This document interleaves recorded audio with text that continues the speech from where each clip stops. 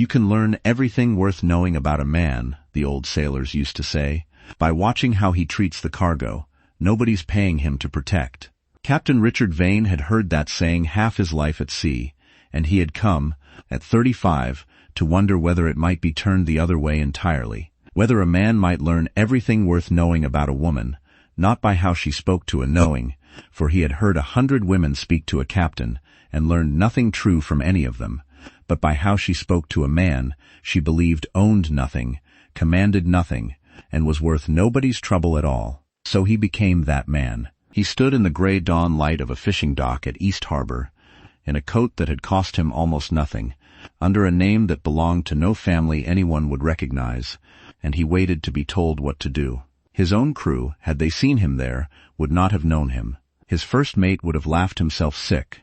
The ship that bore his name was anchored 2 harbors south, under a captain he trusted to keep his secret for exactly as long as the experiment required. And here he was, simply Daniel, a hired hand come looking for dock work, with steady hands and a closed mouth, and no history anyone needed to trouble themselves learning. The fish house was small and weathered, and, despite everything, scrupulously clean. That was the first thing he noticed, that for all the building wore its poverty plainly, the nets were mended where they tore, the gutting tables scrubbed pale, and the half-starved dock cat that wound between the barrels looked at him with the calm, unbothered eyes of a creature that had never once been kicked for being in the way. A poor house, a cared-for house.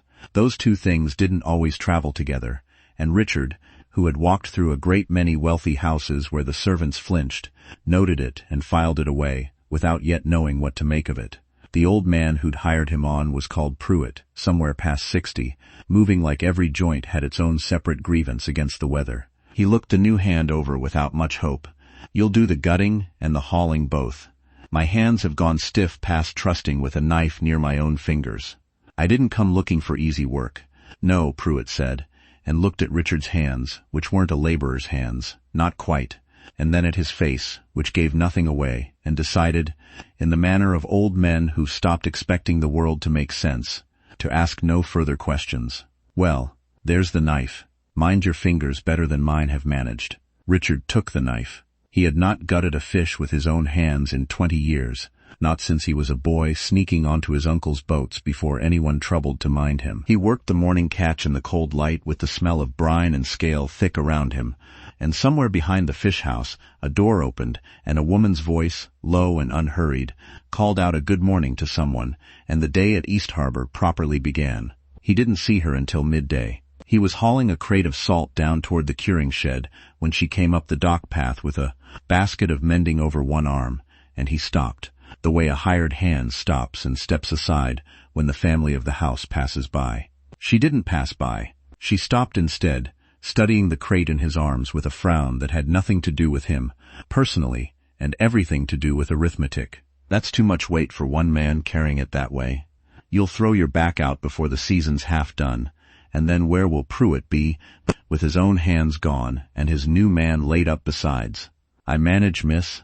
"You manage badly. Set it down and let me show you the proper carry, or don't, and ruin yourself inside a fortnight, and I'll have wasted my breath either way." She set down her basket without further ceremony, and demonstrated, hands sure and quick, how the weight ought to sit low against the hip, rather than high against the chest. "There, that'll save your spine, if nothing else about this work will." She was, he learned before the day was out, called Eleanor Marsh, the eldest daughter of a family that had fished these waters for 3 generations, before the previous winter storms, had taken 2 boats and most of what little the family had managed to save against hard years.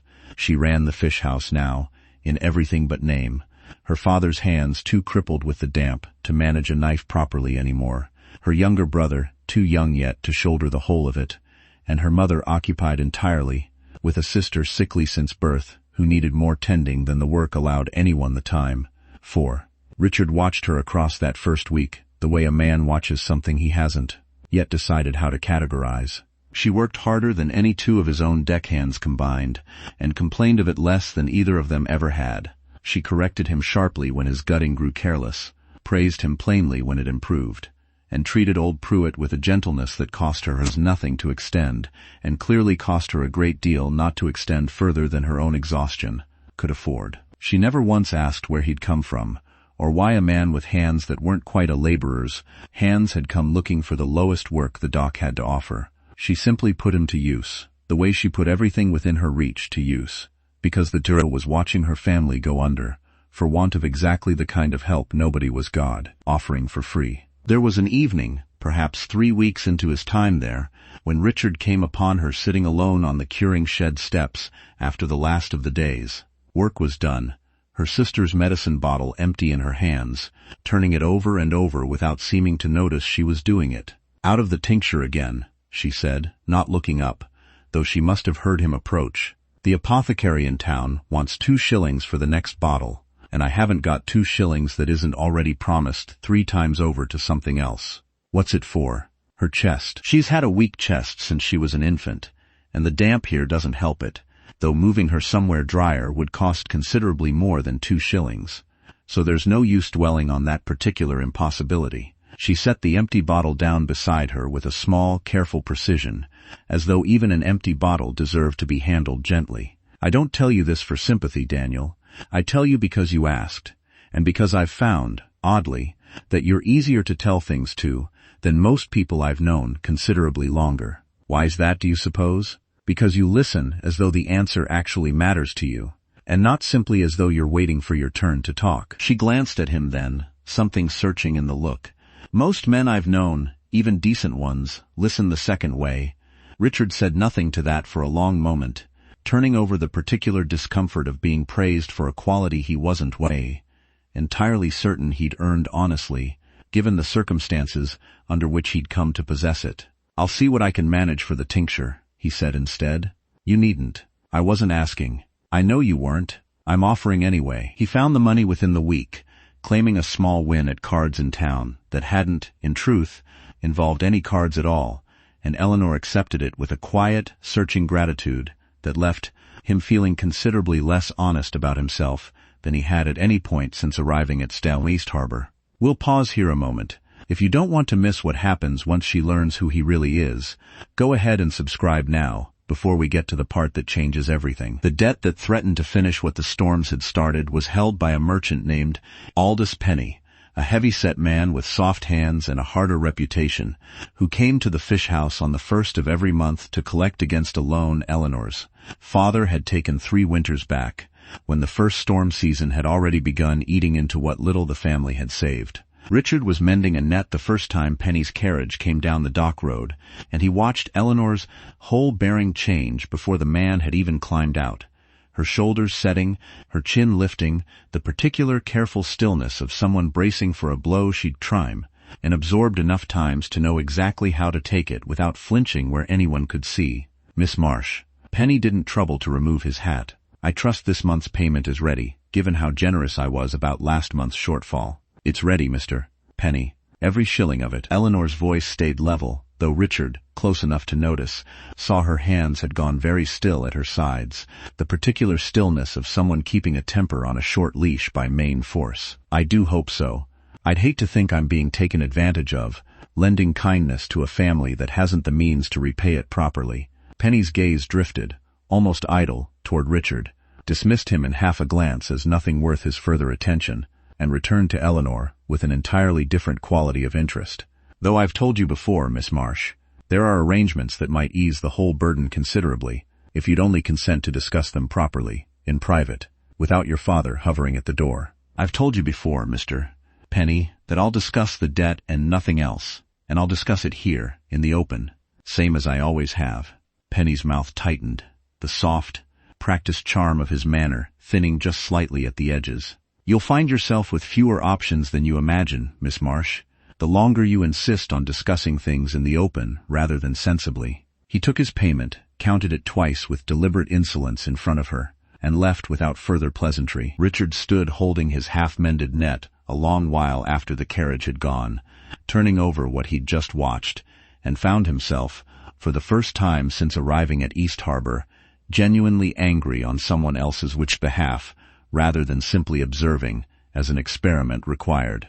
"He comes every month," Eleanor said, finding Richard still standing there, her voice gone, flat in the particular way of someone determined not to let a stranger see how much a thing had cost her. "He'll keep coming until the debt's paid, or until I agree to whatever sensible arrangement he bloke. I owe him for his generosity. I haven't yet decided which of those two things frightens me more. Has anyone offered to help you settle accounts with him properly?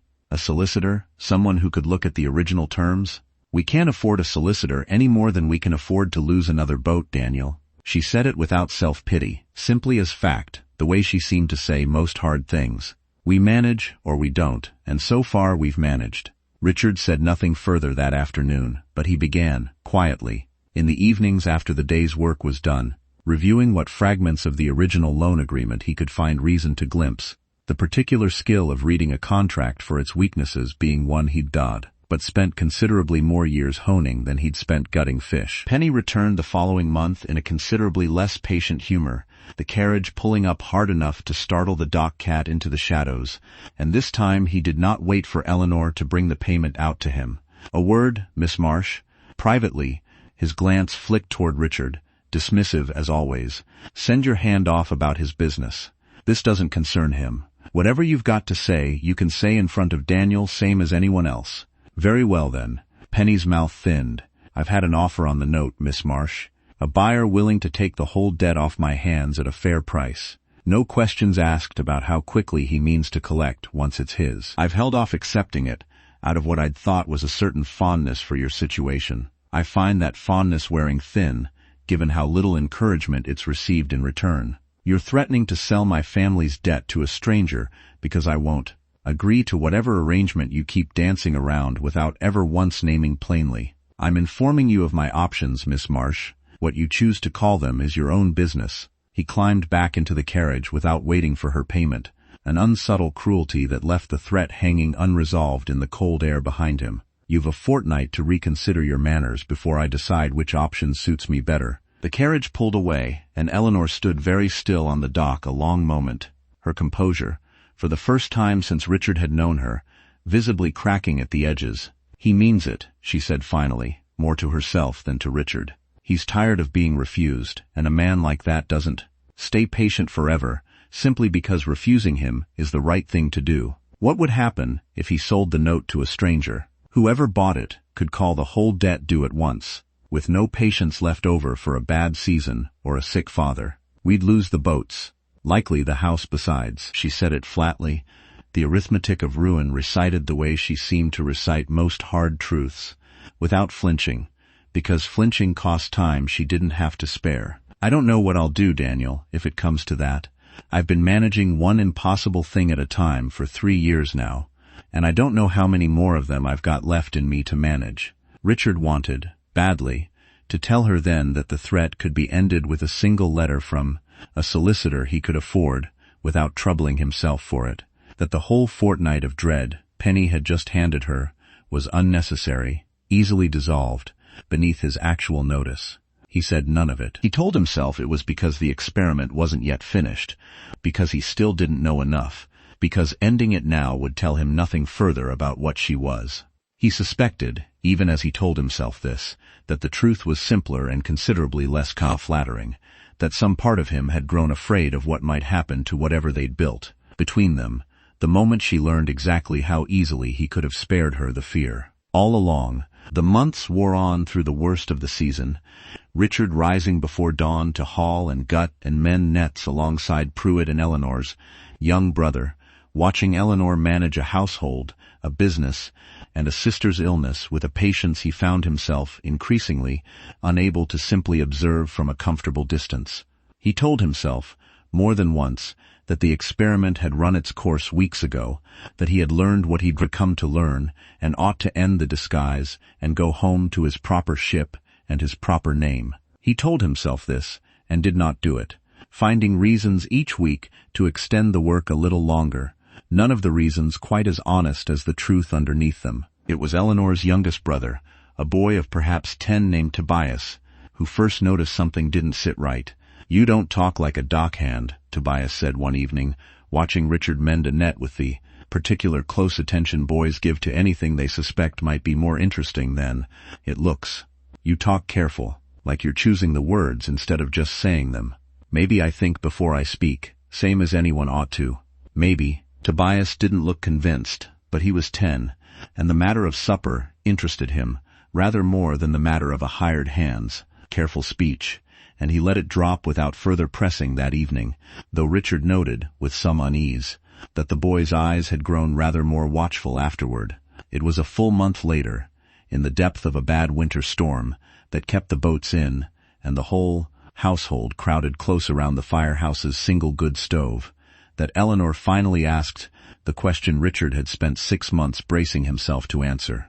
"Who are you, really, Daniel? And don't tell me a dockhand, because I've watched you read Penny's loan papers in the lamplight 3 nights running, and no dockhand I've ever known reads a contract the way you read that one." Richard set down the net he'd been pretending to mend. The fire popped and settled. Outside, the storm threw rain against the shutters in long, hard sheets. "My name is Richard Vane," he said finally. "I captain a merchant vessel out of Pellingham, and before that I inherited considerably more money than any one man has earned the right to, and I came here 6 months ago because I'd grown tired of being treated like a fortune rather than a man, and I wanted, just once, to learn what a person actually thought of me when there was nothing in it for them to think well of me at all." The silence that followed had a different weight to it than any silence that had passed between Wade and before.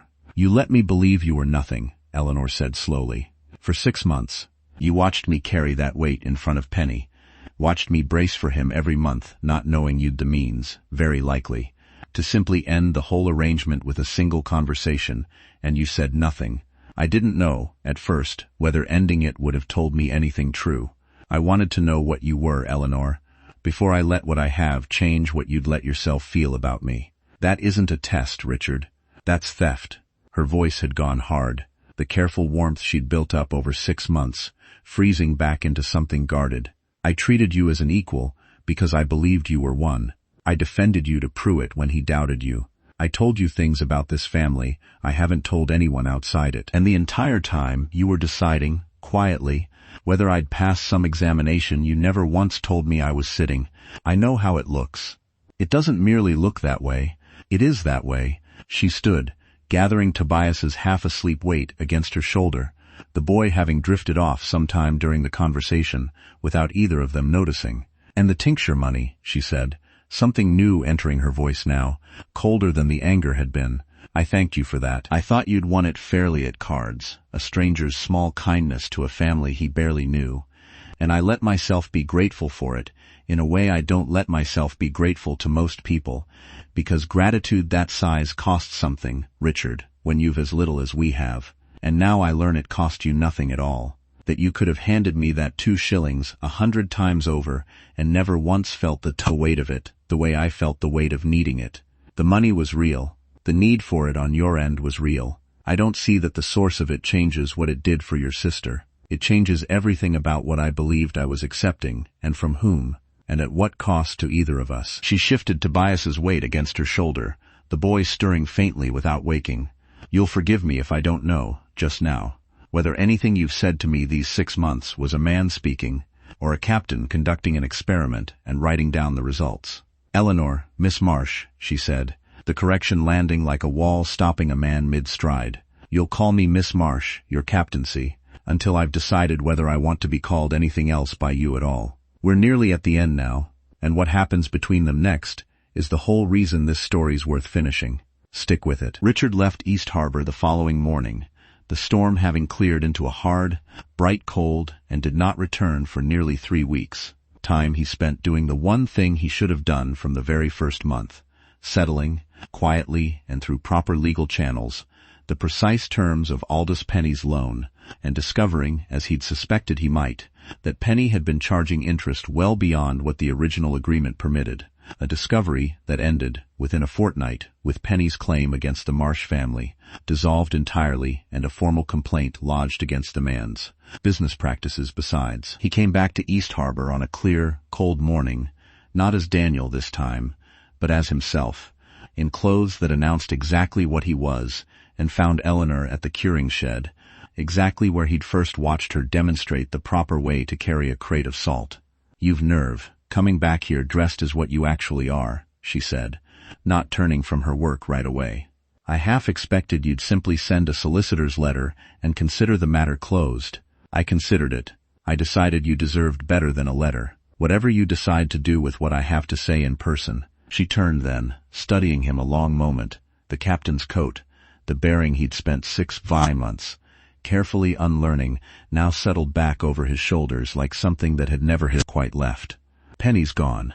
I heard it from 3 different people inside 2 days. Each one with a different story about why, though all 3 stories seemed to end the same way. His loan terms were unlawful from the start. I had a solicitor confirm it properly, and the matter's settled now beyond any further argument from him.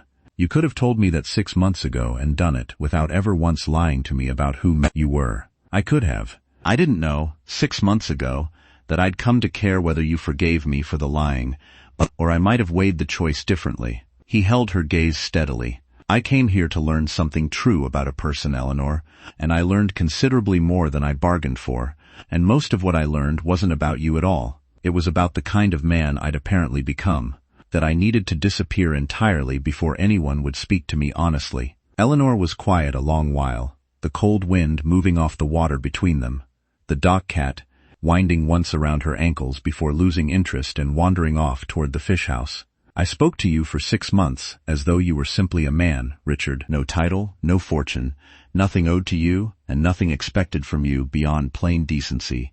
I find I'm not entirely certain how to speak to you now that you, standing here as everything else besides. Then don't. Speak to me the way you did before you knew. I'd rather have that than anything a title could buy me. And I came back today mostly to ask whether there's any chance of having it again, knowing what you know now." She studied him a long moment more, then looked past him, toward the fish house, toward Tobias, visible through the window, arguing cheerfully with Pruitt over some point of net mending, toward the whole small, hard-won, carefully tended world she'd been built out of 3 generations of bad luck, and her own stubborn refusal to let any of it sink her. "I won't pretend the lie didn't cost something," she said finally.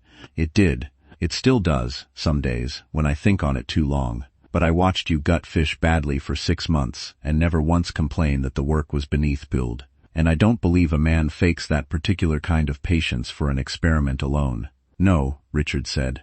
"That part was never the experiment. That part was simply true." They married the following autumn, quietly, at the small chapel above the harbor, close enough to the water that the gulls could be heard through the open doors throughout the whole ceremony, which neither of them minded in the least. Tobias stood near the front, the entire time looking faintly smug, having apparently suspected the truth of Daniel's identity rather earlier than either adult had given him credit for, and never once let either of them forget it afterward. Eleanor's father lived to see the wedding, and very little past it, his hands too far gone with the stamp to manage much beyond a contented chair by the fire those last months, though he told anyone who'd listen that he'd known, the very first week, that the new dockhand had hands too careful for a laborer's life, and had simply decided it wasn't his business to ask why. Pruitt stayed on at the fish house long past any sensible retirement, training Tobias up properly in the years that followed, and took to telling the story of the captain who couldn't gut a fish to save his life, at every gathering where he judged the company would appreciate it, embellishing some fresh detail with every telling, until Richard gave up correcting him and simply let the old man keep his version. 5 years on, the Marsh family's as modest fish house had grown into the largest curing operation on that stretch of coast, financed quietly by the captain's own fortune, but run, in every practical particular, exactly as Eleanor had always run it, fairly, exactingly, with nets mended the moment they tore, and not a single soul under that roof ever once treated as less than the work they did.